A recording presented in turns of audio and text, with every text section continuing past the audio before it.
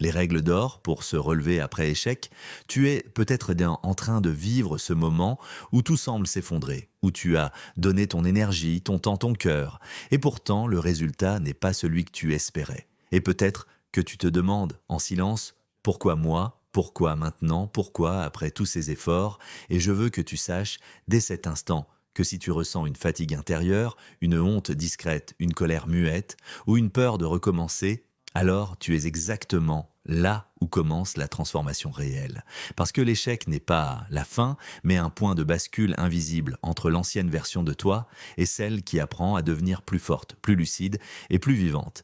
Et aujourd'hui, je ne vais pas te donner des phrases creuses, mais des règles d'or concrètes, profondes, humaines, pour te relever, pour reconstruire ta confiance et pour transformer ce qui te fait mal en carburant puissant. Et si tu ressens déjà une étincelle, une petite vibration d'espoir, alors fais une chose simple, abonne-toi maintenant, partage cette vidéo avec une personne qui traverse peut-être un moment difficile et deviens ce relais de lumière qui rappelle que personne ne doit affronter ses échecs seul.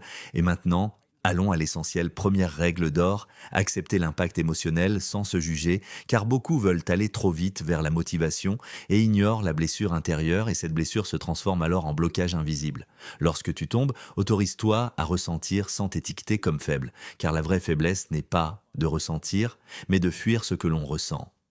Imagine un athlète qui chute pendant une course, il ne prétend pas que la douleur n'existe pas, il vérifie ses blessures, puis il se relève avec lucidité. Deuxième règle d'or, séparer ton identité de ton résultat, tu n'es pas ton échec. Tu es la personne qui traverse une expérience précise. Et cette distinction change tout, parce que lorsque tu dis j'ai échoué, tu restes en mouvement, alors que lorsque tu dis je suis un échec, tu construis une prison mentale. Troisième règle d'or, analyser sans se détruire, prends un moment calme. Et pose-toi des questions précises. Qu'est-ce qui dépendait réellement de moi? Qu'est-ce qui ne dépendait pas de moi? Qu'est-ce que je ferais différemment si je recommençais demain? Et note ces réponses. Car écrire transforme le chaos mental en structure claire et cette structure redonne du pouvoir. Quatrième règle d'or. Reconstruire par de petites actions visibles, car après une chute, le cerveau a besoin de preuves concrètes de progression. Commence par des objectifs simples, terminer une tâche, commencer une conversation, apprendre une compétence pendant 10 minutes, et chaque micro-victoire devient une brique qui reconstruit la confiance perdue. Et rappelle-toi que la motivation n'arrive pas avant l'action, mais souvent après l'action lorsque tu vois que tu avances malgré la peur. Beaucoup de personnes pensent que se relever signifie devenir dur, froid, invincible, alors qu'en réalité, se relever signifie devenir conscient, choisir avec précision ce que tu nourris mentalement, car après un échec, le dialogue intérieur devient soit un allié, soit un saboteur, et la règle d'or suivante consiste à transformer ton langage intérieur. Au lieu de dire pourquoi ça m'arrive, dis qu'est-ce que cela m'apprend, au lieu de dire je n'y arriverai jamais. Dis je n'ai pas encore trouvé la bonne méthode, ce simple déplacement de mots change la chimie émotionnelle et ouvre la possibilité d'agir. Et maintenant, imagine quelqu'un qui a perdu un emploi. Il peut se définir comme rejeté ou comme en transition vers une nouvelle version professionnelle, et cette interprétation modifie ses choix quotidiens, ses rencontres, ses décisions et même son énergie corporelle. Une autre règle d'or consiste à t'entourer de récits inspirants mais réalistes, car derrière chaque réussite que tu admires se cache une série d'échecs invisibles que personne ne met en avant. Les entrepreneurs, les artistes, les sportifs ont tous traversé des moments de doute profond. Et ce qui les distingue n'est pas l'absence d'échec, mais la capacité à revenir encore et encore. Et c'est ici que je veux te faire une pause consciente. Si ce message commence à résonner en toi, prends quelques secondes pour aimer la vidéo, pour t'abonner et pour l'envoyer à quelqu'un qui a besoin d'entendre qu'il ou elle n'est pas seul, car chaque partage crée une chaîne invisible de soutien et peut changer la journée de quelqu'un. Maintenant, revenons aux règles d'or. La suivante consiste à redéfinir le temps, car beaucoup pensent qu'ils doivent se relever immédiatement et deviennent frustrés lorsqu'ils ne ressentent pas une force instantanée. Mais la reconstruction est un processus et chaque étape a sa valeur. L'étape du repos, l'étape de la réflexion, l'étape de la reprise lente, puis l'étape de l'élan progressif. Une autre règle d'or essentielle est de recréer un environnement qui soutient ton nouveau départ.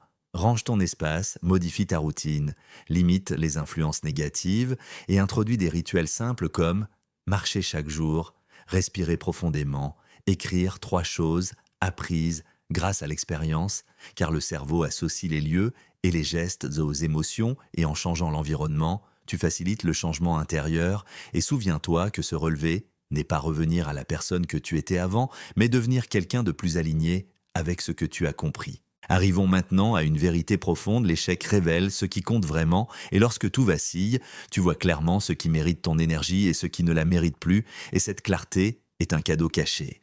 La règle d'or suivante consiste donc à choisir intentionnellement tes priorités. Demande-toi qu'est-ce qui nourrit mon sens de la vie, qu'est-ce qui me rapproche de la personne que je veux devenir, et qu'est-ce qui ne sert plus mon évolution, puis agis progressivement dans cette direction.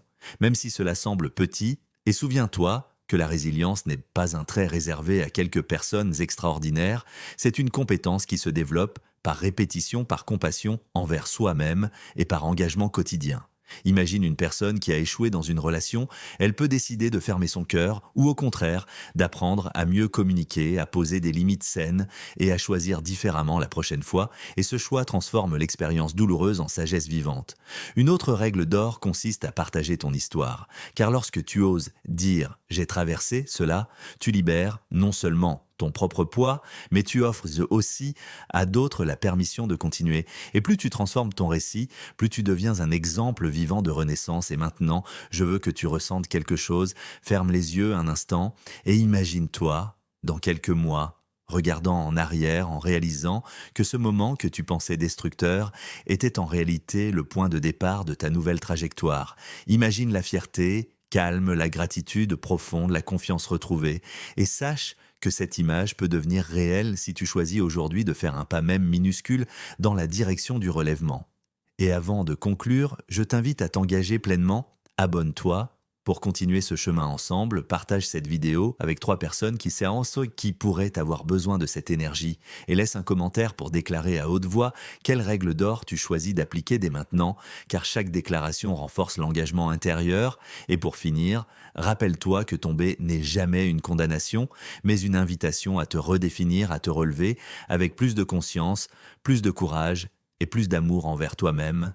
Et si tu es arrivé jusqu'ici, c'est que quelque chose en toi refuse d'abandonner, et cette chose est ta force la plus précieuse nourrie.